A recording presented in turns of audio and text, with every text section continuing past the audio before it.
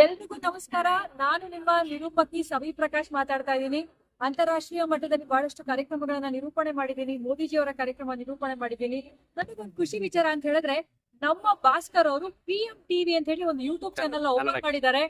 ಈ PM TV Kannada YouTube channel ಇದೆಯಲ್ಲ, ಅಲ್ಲಿ ಎಷ್ಟು ಮಾಹಿತಿಯನ್ನ ಕೊಡುತ್ತೆ, ಎಷ್ಟು ವಿಚಾರವಂತಿಕೆ ಇರುತ್ತೆ, ಎಷ್ಟು ನಮ್ಮ ಕನ್ನಡ ಪರ ಅಭಿಮಾನ ಇರುತ್ತೆ ಅಂತ ಹೇಳಿದ್ರೆ, ಆ ಯೂಟ್ಯೂಬ್ ಚಾನೆಲ್ ನ ನೋಡ್ತಾ ಇದ್ರೆ ತುಂಬಾ ಖುಷಿ ಆಗುತ್ತೆ. ಎಲ್ಲ ಕನ್ನಡ ಅಭಿಮಾನಿಗಳು, ನಮ್ಮ ಕನ್ನಡಿಗರು, ನನ್ನ ಯುವ ಕನ್ನಡ ಸ್ನೇಹಿತರು, ದಯಮಾಡಿ PM TV Kannada YouTube channel ನ ಸಬ್ಸ್ಕ್ರೈಬ್ ಆಗಿ ಫಾಲೋ ಮಾಡಿ. ಅತಿ ಹೆಚ್ಚು ಕನ್ನಡಕ್ಕೆ ಸಂಬಂಧಪಟ್ಟಿರುವಂತಹ ಮಾಹಿತಿಗಳು ಬರ್ತಿರುತ್ತೆ. ಅದನ್ನ ಮರಿ ತಿಳ್ಕೊಳ್ಳೋದಕ್ಕೆ ನನ್ನ ಮೂಲಕ ನಮ್ಮ ಜ್ಞಾನಾರ್ಜನೆಯನ್ನ ಮಾಡ್ಕೊಳ್ಳೋಣ. ಏನಂತೀರಾ? ನಾನು ಸವಿ ಪ್ರಕಾಶ್, ಚಂದನ ವಾಹಿನಿಯ ನಿರೂಪಕಿ.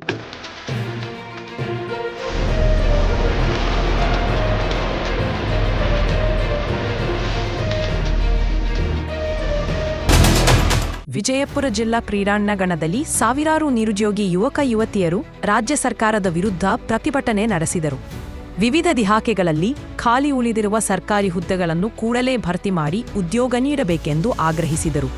ವಯೋಮಿತಿ ಸಡಿಲಿಕೆ ಹೆಚ್ಚಿಸಬೇಕು ಮತ್ತು ಪ್ರತಿ ವರ್ಷ ಖಾಲಿ ಹುದ್ದೆಗಳನ್ನು ಭರ್ತಿ ಮಾಡಬೇಕು ಎಂದು ಒತ್ತಾಯಿಸಿದರು. ಪ್ರತಿಭಟನಾಕಾರರು ಪಾದಯಾತ್ರೆ ಮೂಲಕ ಆಗಮಿಸಿ ಜಿಲ್ಲಾಧಿಕಾರಿಗಳ ಮೂಲಕ ರಾಜ್ಯ ಸರ್ಕಾರಕ್ಕೆ ಮನವಿ ಸಲ್ಲಿಸಿದರು.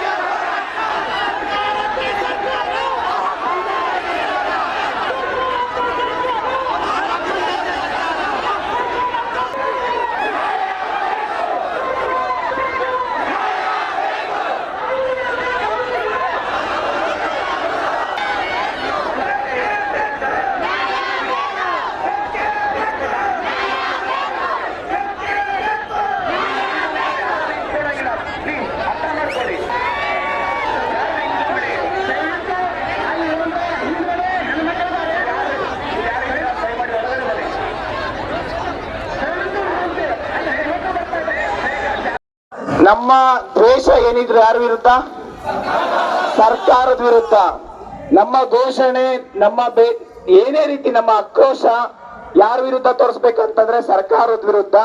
ನಮಗೆ ಸ್ಪಂದಿಸಿ ಎಲ್ಲ ಪೊಲೀಸ್ ಆಫೀಸರ್ ಇರ್ಬೋದು, ಅಧಿಕಾರಿಗಳು ಇರ್ಬೋದು, ಈ ಒಂದು ಹೋರಾಟ ಶಾಂತಿಯುತವಾಗಿ, ಯಾಕೆಂದ್ರೆ ಎಷ್ಟೋ ಜನ ಅಲ್ಲಿ ಸಾವಿರಾರು ಜನ ಹೆಣ್ಮಕ್ಳಿದ್ದಾರೆ, ಅವರು ನಿಮ್ಮ ಅಕ್ಕ ತಂಗಿದಿರು, ನಿಮ್ಮ ಸ್ನೇಹಿತರು ಅನ್ಕೊಂಡು ಅವ್ರನ್ನ ಭಾವಿಸಿ. ಸೇಫ್ಟಿ ತುಂಬಾ ಇಂಪಾರ್ಟೆಂಟ್.